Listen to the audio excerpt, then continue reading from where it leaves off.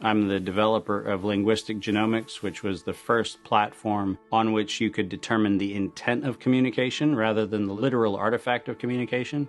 But we've also used that technology for a number of other applications in defense and intelligence and finance, and most notably, in the early 2000s, my company was responsible for bringing down what was, at the time, one of the largest tax frauds in U.S. history.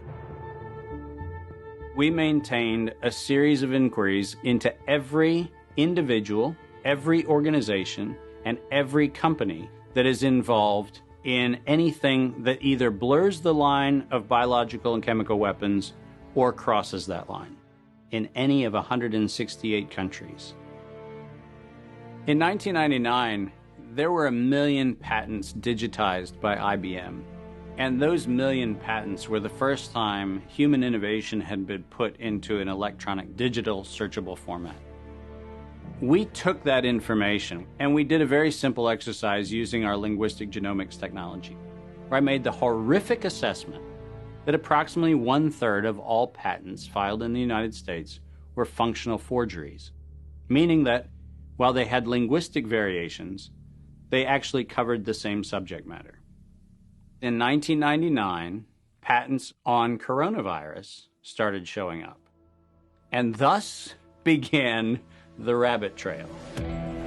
March 2003. Panic grips Hong Kong as a deadly new virus sweeps through the city. In 2003, the Center for Disease Control saw the possibility of a gold strike, and that was the coronavirus outbreak that happened in Asia. They saw that a virus they knew could be easily manipulated was something that was very valuable, and in 2003 they sought to patent it.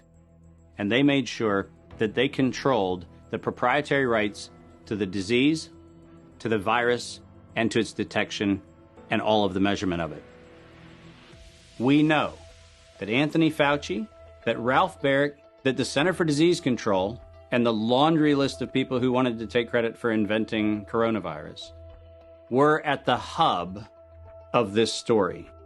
From 2003 to 2018, they controlled 100% of the cash flow that built the empire around the industrial complex of coronavirus. The World Health Organization has officially named the novel coronavirus the novel coronavirus outbreak. The World Health Organization is a pandemic, an international public health emergency. While we know that the coronavirus manipulation started with Dr. Ralph Baric in 1999. The major characteristics of SARS, MERS, and SARS coronavirus 2, it's a good way for you... Ralph Baric is the researcher at the University of North Carolina, Chapel Hill, who is famous for his chimeric coronavirus research. In 2002, there was a recognition that the coronavirus was seen as an exploitable mechanism for both good and ill. On April the 25th, 2003, the U.S. Center for Disease Control filed a patent on the coronavirus transmitted to humans. Under 35 U.S. Code Section 101, nature is prohibited from being patented. Either SARS coronavirus was manufactured, therefore making a patent on it legal, or it was natural, therefore making a patent on it illegal.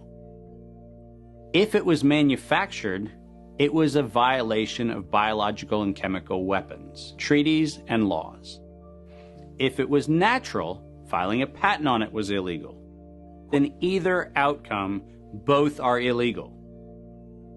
In the spring of 2007, the CDC filed a petition with the Patent Office to keep their application confidential and private.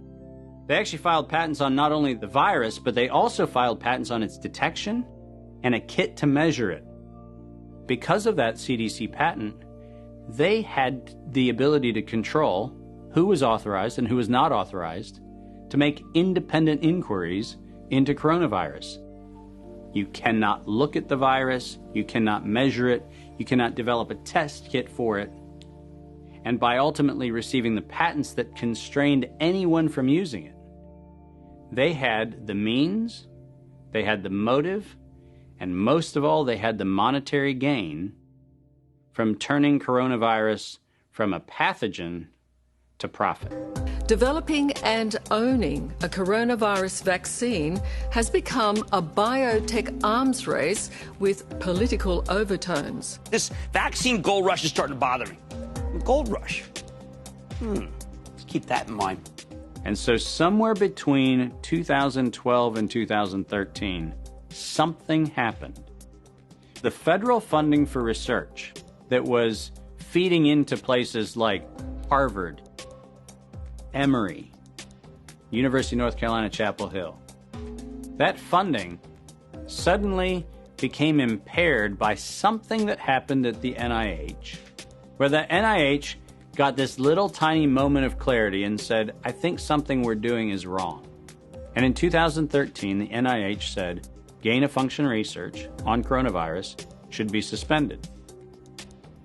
The National Institutes of Health had a moral and social and potentially legal reason to object to research. But the letters that were sent to the researchers essentially said, you are receiving notice that we're telling you to stop. And now on the bottom of the page, we're going to clarify what stop means. Keep going. But when the heat gets hot in 2014 and 15, what do? You offshore the research. You fund the Wuhan Institute of Virology to do the stuff that sounds like it's getting a little edgy with respect to its morality and legality. But do you do it straight way? No. You run the money through a series of cover organizations to make it look like you're funding a U.S. operation, which then subcontracts with the Wuhan Institute of Virology. The U.S. could say, China did it. China could say, the U.S. did it. And the cool thing is, both of them are almost telling the truth.